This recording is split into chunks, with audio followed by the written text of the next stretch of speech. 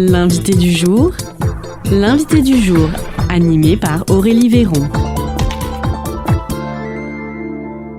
Avant de commencer cette émission, faisons un petit rappel avec Dominique Bezold, la directrice de la Maison de l'Europe de Lot-et-Garonne, et Stéphania Spinapolis, animatrice à la Maison de l'Europe de Lot-et-Garonne.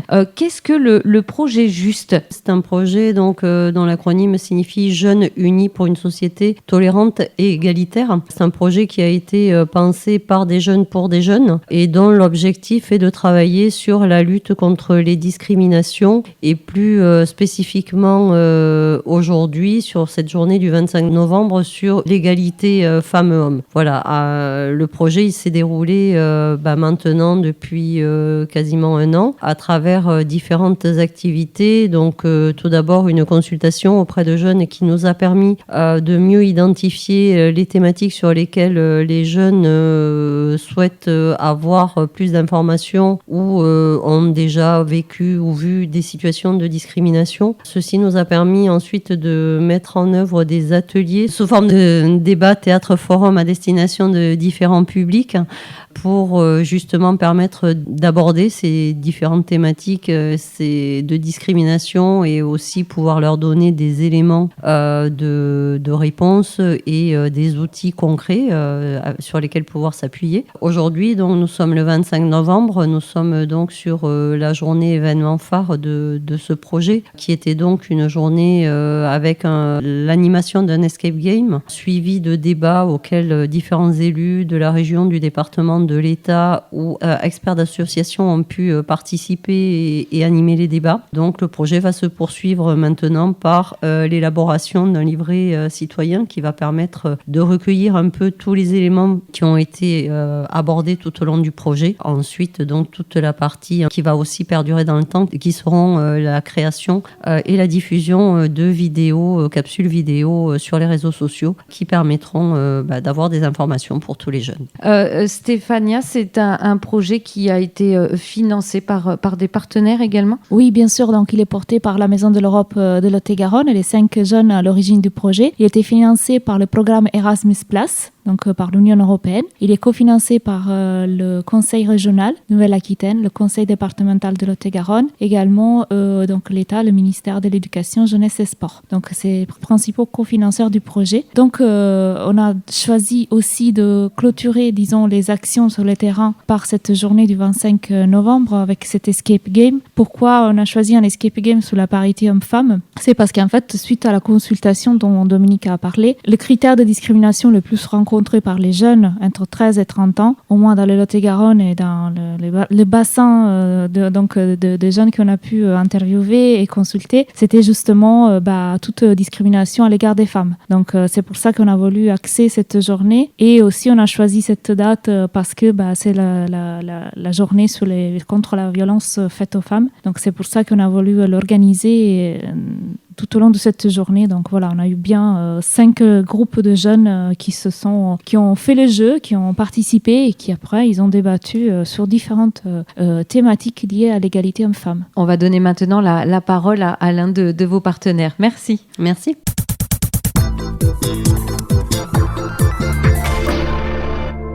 L'invité du jour sur Espoir FM, aujourd'hui, c'est Mélodie Chex. Bonjour Mélodie. Bonjour. Alors, vous êtes en charge du service jeunesse à la Ligue 47. On dit la Ligue du Lot-et-Garonne aussi. Alors, Ligue de l'enseignement, et les gens qui connaissent anciennement, c'était la Fédération des œuvres laïques à l'époque, la FOL. Voilà. Ah oui, c'est vrai. Ouais, on disait la FOL. Je l'avais oublié, ce terme-là. Ouais. Très bien, d'accord. Et alors, on va commencer par le début. Ouais. Qu'est-ce que c'est justement la Ligue 47 ? Alors, la Ligue de l'enseignement de Lot-et-Garonne, c'est une association d'éducation populaire, une association loi 1901, et qui agit dans différents secteurs, services. On a la culture, la jeunesse, l'éducation, le sport, les vacances. On nous connaît aussi pour les formations BAFA, les colonies de vacances. On intervient dans le milieu scolaire, hors milieu scolaire, pour les enfants, les jeunes, jeunes, voilà, tout public, et souvent dans le champ des actions comme la solidarité, le développement durable, la lutte contre la discrimination, le sport. Et l'objectif, c'est clairement d'aborder des thématiques de société, de permettre aux gens de les comprendre, de se les approprier et d'entamer une démarche de réflexion sur des sujets comme les discriminations de genre, par exemple. Et justement, c'est ça l'éducation populaire. Comment on pourrait la définir? Vous avez 3 heures. Pas vraiment. L'éducation populaire, alors en vraiment très très réduit, parce que du coup, s'il y a des puristes qui nous entendent, ils vont dire oh là là. Mais l'objectif, c'est de rendre accessible l'information, et de permettre à un public de s'approprier une thématique de société ou politique, parfois, en même temps tout est un peu politique, mais et d'arriver à faire émerger une réflexion, pas arriver avec une réponse toute faite ou en disant c'est comme ça qu'il faut penser, mais venez, on va vous apprendre à déclencher un mécanisme de pensée et à avoir vos propres réflexions au vu de tout ce qu'on peut vous dire et de tout ce qu'on peut se raconter là sur cette intervention ou sur cette journée, quoi. Donc c'est vraiment ce qui se passe aujourd'hui à la Maison de l'Europe de Lot-et-Garonne. Alors juste pour resituer à nos auditeurs, on enregistre cette interview le 25 novembre. Alors on rajoute un rappel à nos auditeurs. Le 25 novembre, c'est aussi la journée de lutte contre les violences faites aux femmes. Et la Maison de l'Europe propose aujourd'hui un escape game et un débat. En général, oui, c'est toujours suivi du débat dans le cadre du projet Juste. Juste, ça signifie Jeunes Unis pour une société tolérante et égalitaire. Donc, il y a eu dans un premier temps cet escape game. Donc, ce sont des jeunes qui l'ont fait. Est-ce que vous avez participé également à cet escape game? Et oui, j'ai participé avec eux. J'étais dans le groupe d'adultes qui ont réalisé l'escape game parce qu'il fallait un peu que je comprenne par où ils étaient passés et les énigmes qu'ils ont dû résoudre, parce que derrière j'étais en charge d'animer un débat, on va en parler après je pense. Oui. Mais oui, du coup j'ai participé à l'escape game avec 4 pôles différents, 4 thématiques différentes au cours de l'escape game, avec je vais dire une thématique autour du sexisme, du coup les phrases sexistes qu'on peut entendre, une thématique autour de la discrimination et les inégalités au niveau du travail par exemple. Il y avait une thématique aussi autour des textes de loi, ce qui existe sur les inégalités, pour réduire les inégalités entre les hommes et les femmes. Et puis une dernière plutôt autour, il me semble, de l'éducation, des choses comme ça. Parce que la dernière, j'avoue, je ne l'ai pas faite. J'ai pas eu le temps. Ah, alors vous avez perdu à l'escape game. Oui, j'ai perdu. Et donc après, c'était suivi d'un débat. Donc vous étiez l'invité à ce débat. C'est ça, c'est vous qui l'avez mené? Ouais, l'idée c'était, du coup, la Maison de l'Europe m'a convié à venir animer ce débat, puisque dans le cadre de ma fonction, du coup, je dispense des formations, notamment auprès des volontaires en mission de service civique, et on a une thématique de nos formations qui est sur les discriminations et les inégalités hommes-femmes. On a fait aussi plusieurs événements, rassemblements autour de cette thématique-là. Donc j'ai l'habitude de parler de cette thématique-là. Donc j'ai un peu de connaissances sur les chiffres, les textes, et puis de comment amener aussi cette thématique qui est quand même très très vaste, et pouvoir en parler avec les jeunes. Donc voilà, c'est pour ça que je suis venue aujourd'hui, pour parler avec les jeunes participants d'Escape Game de leur retour, comment ils l'ont vécu, est-ce qu'il y a des informations qui les ont choqués ou sur lesquelles ils s'arrêteraient un petit peu plus. C'était un peu l'idée, quoi. Et arriver à déclencher un débat ou une discussion. Le mot débat me gêne un peu toujours, mais parce qu'il n'y a pas des pour et des contre, c'était plutôt une discussion autour de la thématique et de ce qu'ils ont vu, quoi. D'accord. Et donc, ça s'est bien passé, ce moment, ces 30 minutes? Je dirais, de ce que j'ai compris, c'est que c'est nécessaire. En tout cas, la mise en place de ce débat et de cette journée-là, elle est nécessaire, parce qu'on a beau, même moi en travaillant depuis des années auprès des jeunes, on a beau dire ils sont jeunes, donc forcément c'est OK pour eux, égalité homme-femme, c'est complètement OK pour eux. Bien entendu, on est en 2025. Non, c'est pas bien entendu. Et effectivement, il reste encore préjugés, on la vie dure. Mais oui, il reste encore des choses. Bon, là, si je veux être transparente, on est parti.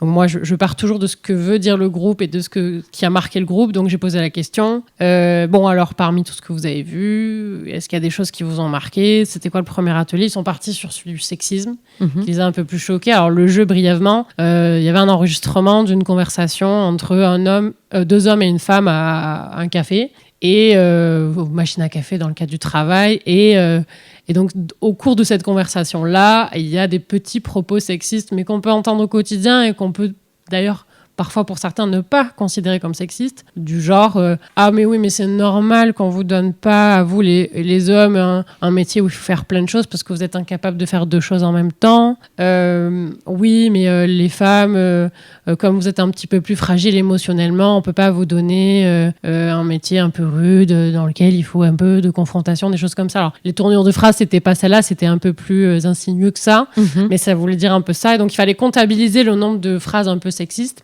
Et ça donnait un code, et le code permettait d'ouvrir la boîte. Voilà, le principe de l'escape. Et donc là, ils ont dit « Ah oui, mais on n'a pas trouvé ça très sexiste, on n'a pas très bien compris. » Donc eux, ils avaient compté moins de répliques sexistes que ce qu'il y avait normalement. Donc du coup, mon but, c'est de dire « Ah bon, et alors du coup, qu'est-ce qui vous paraît pas sexiste ?» Par exemple, de dire que un garçon qui pleure, c'est une fillette, c'est normal. Hein, on pleure pas comme on n'est pas une fille, on pleure pas. Donc il y a que les filles qui pleurent. Je me dis « Ah ouais, d'accord, ok. » Et puis du coup, moi, j'ai un atelier que je fais avec les jeunes en service civique, et que je me suis dit tiens je vais les interroger là-dessus, et en plus bon ils avaient 15-16 ans, donc je savais que j'allais partir dans un bon truc. Je leur ai dit bon on va lister ensemble les insultes qu'on attribue plutôt aux hommes et les insultes qu'on attribue plutôt aux femmes. De là c'est pas juste l'idée, bon eux ils sont contents parce qu'ils balancent des insultes, mais l'idée c'est de dire en fait, finalement, quand on insulte un homme, qu'est-ce qu'on insulte ? Quand on insulte une femme, qu'est-ce qu'on insulte ? Et ça veut dire quoi, le bon comportement, finalement, qu'il faudrait avoir ? Et ça a très, très vite dérivé, bon, ils ont 15-16 ans, on le comprend, sur la sexualité. Et sur la sexualité que doit avoir une femme et la sexualité des hommes. D'accord. Dans ma tournure de phrase, tu comprends. Il n'y a pas le doigt à voir pour certains. Non. D'accord. Et donc, et ça, ce sont des choses que chez les jeunes, c'est toujours ancré en fait, c'est ça. Alors pas tous les jeunes, mais en fonction du milieu, j'imagine familial. C'est ce que j'allais dire. Est-ce amical, que c'est une question d'éducation ou de culture je pense qu'il y a un peu des deux. Après là, il y a un phénomène de groupe qui se joue aussi. Ils sont en groupe. Alors moi, il se trouve que sur mon groupe, j'avais, je crois qu'ils étaient 11 garçons, 2 filles. D'accord. Donc bon, voilà. Donc le groupe de garçons se connaissait. Donc il y a aussi, je peux pas dire, bon, tous les garçons pensent ça. Je pense qu'il y avait ce phénomène de groupe-là. Mais c'est pas la première fois que j'entends. Par exemple, là, il y a un jeune qui dit, non mais les femmes que je connais pas, elles font ce qu'elles veulent, mais ma sœur, c'est hors de question. Donc on a posé la question à juste titre, est-ce que c'est ta petite sœur ? On s'attendait à la réponse oui. Donc c'est normal que tu contrôles ce que fait ta petite sœur ? Oui. Et si tu avais une grande sœur, est-ce qu'elle pourrait contrôler ce que toi tu fais ? Ah bah non, c'est hors de question. Donc il y a encore quand même, on a essayé de leur faire toucher du doigt, mais pour eux c'est la norme. Après bon, ils ont 15 ans, donc il y a un côté un peu je me braque et je me ferme physiquement, mais comme on disait avec Stéphania, qui est l'animatrice de la Maison de l'Europe, tant qu'on plante une petite graine, et c'est ça notre travail à nous au quotidien, c'est planter la petite graine, et peut-être que quelqu'un d'autre va en planter une autre et ça amènera à quelque chose, mais moi je compte pas en 40 minutes de débat à ce qui ressort tous féministes et... Bien sûr, non, c'est juste se voilà. Poser la question. Il y a quelque chose d'autre aussi qui pourrait permettre de planter des petites graines, mais pas forcément des bonnes graines, c'est justement ma question. Internet, les réseaux, c'est une bonne graine ou c'est pas du tout une bonne graine ? Là aussi, vous avez 3 heures. On pourrait en faire quelque chose de bien quand même. Mais il y a des choses bien. Voilà, il y a des super choses bien. Et on essaye aussi, que ce soit mon collègue Gauthier qui est au service éducation, ou moi ou mes collègues, quand on interagit avec du public jeune, ou même avec des enfants, il y a du contenu qui est hyper bien fait sur Internet, très explicatif, sur toutes les thématiques politiques, sociales, économiques. Et on peut avoir... alors, la neutralité de l'information, non. Il y a forcément un parti pris à un moment donné. Mais je pense en tout cas, Internet est une mine... d'or quand on sait bien l'utiliser et quand on montre aux jeunes comment bien l'utiliser. Et effectivement, la pluralité des contenus d'Internet peut amener, et je ne sais pas si c'est à ça que tu fais référence, mais les contenus un peu masculinistes. Tout à fait. Moi, en toute discrétion, je n'avais pas vu venir. Oui, complètement. Les contenus masculinistes peuvent, poser problème, ou en tout cas asseoir ces positions-là une fille fait pas ce qu'elle veut, une femme n'a pas de liberté sexuelle, une femme, voilà. Et même dans l'autre sens, hein. Un homme doit être fort. Oui, un homme complètement. enfin, voilà. Au final, c'est néfaste pour les deux genres aussi. En oui, fait. Les inégalités, elles sont doubles et on le voit dans l'escape game, hein, quand on dit le garçon, s'il a un peu d'émotion, c'est une fillette. On le voit sur le congé parental. Aussi, comment est-ce qu'on voit alors, en France, il y a eu une amélioration, mais en tout cas, la place du papa dans la parentalité, en cas de divorce, les chiffres, ils sont assez conséquents. Hein. Seuls 3% des hommes obtiennent la garde totale de l'enfant, même quand il est avéré que la mère peut avoir des comportements déviants envers son enfant. Donc, il y a ce truc de maternité qui reste et qui discrimine les hommes. Donc, les discriminations, nous, on fait bien attention. On dit bien inégalité homme-femme, hein, pas... voilà. Mais bon... On va pas se cacher qu'il y a quand même un tout petit peu plus d'inégalité pour les femmes que pour les hommes. Je peux pas faire semblant. Mais oui, Internet peut poser problème. Après, voilà, nous, on essaye, en tout cas moi, à travers les interventions, de leur donner des comptes Instagram. Voilà, c'est pris en considération ce quotidien du numérique des jeunes dans vos interventions dans le cadre de la Ligue de l'enseignement. Oui, on a tout un volet sur le numérique. Hein. On a alors Gauthier, tu vas voir après aussi intervient sur tout ce qui est fake news, réseaux sociaux, l'information, comment aller chercher l'information, comment ça marche, et que ce soit des interventions dédiées au numérique ou dans nos interventions, quelles qu'elles soient, sur n'importe quelle thématique. Oui, bien sûr qu'on conseille des comptes Instagram, qu'on conseille des éléments. Alors, il faut qu'on se mette sur TikTok maintenant, mais voilà, dans l'idée. Puis, on le voit aussi, parce que notre objectif, c'est pas d'arriver quand on arrive... En tout cas, la Ligue, l'éducation populaire, c'est ça. J'arrive pour parler d'une thématique. C'est pas bon, alors je vous donne un PowerPoint, vous prenez des notes et je passe mes slides. Tout à fait. C'est pas du tout comme ça qu'on fait. C'est ouvrir la discussion. Ah, toujours. On a plein d'outils qui permettent la discussion, qui permettent l'ouverture de la parole, qui n'est pas toujours évidente pour les jeunes. Hein. On leur dit allez-y, parlez. Alors là, parfois, il y a un mutisme qui arrive, mais voilà, l'idée, c'est de favoriser cette expression. Qu'on soit d'accord ou pas d'accord, moi, à partir du moment où un jeune s'exprime, j'ai gagné, quoi. Après, on voit un peu comment on peut discuter, échanger les points de vue. Là, il y avait 2 filles dans le débat, 2 jeunes femmes qui ont quand même eu le courage, face à ces 11 garçons, d'exprimer, dire, mais moi, mon grand frère, il n'a rien à dire sur ma sexualité. Et c'est bien. C'est bien qu'elles aient pu le dire, parce que le cadre qu'on a donné et que la Maison de l'Europe a donné est bienveillant, donc elles savaient qu'elles risquaient rien à le dire. Donc ça, c'est chouette. Ils ont entendu une femme leur dire « mais t'as rien à dire sur ma sexualité ». Et déjà, c'est pas mal, je pense. Tout à fait. Oui, c'est une journée de gagner. Ouais, c'est ça. Est-ce qu'on peut aussi quand même retrouver des ressources ou des informations sur le site de la Ligue de l'enseignement concernant les diverses actions qu'elle mène? Ouais, sur le site sur le site de la Ligue de l'enseignement. Alors, il y a un encart par, si je dis pas un encart ou un onglet, je sais pas comment on dit, par thématique. On a la vie associative, la culture, la jeunesse, la citoyenneté, l'éducation. Et en fonction, on voit un peu tous les projets qu'on mène tout au long de l'année sur toutes les thématiques qu'on aborde. Ça peut se retrouver facilement. Mais en tout cas, merci beaucoup Mélodie Schex d'avoir partagé un moment avec nous sur Espoir FM lors de votre visite à la Maison de l'Europe de Lot-et-Garonne dans le cadre du projet Juste Jeunes Unis pour une société tolérante et égalitaire. Merci à vous. Merci. C'était l'invité du jour, animé par Aurélie Véron.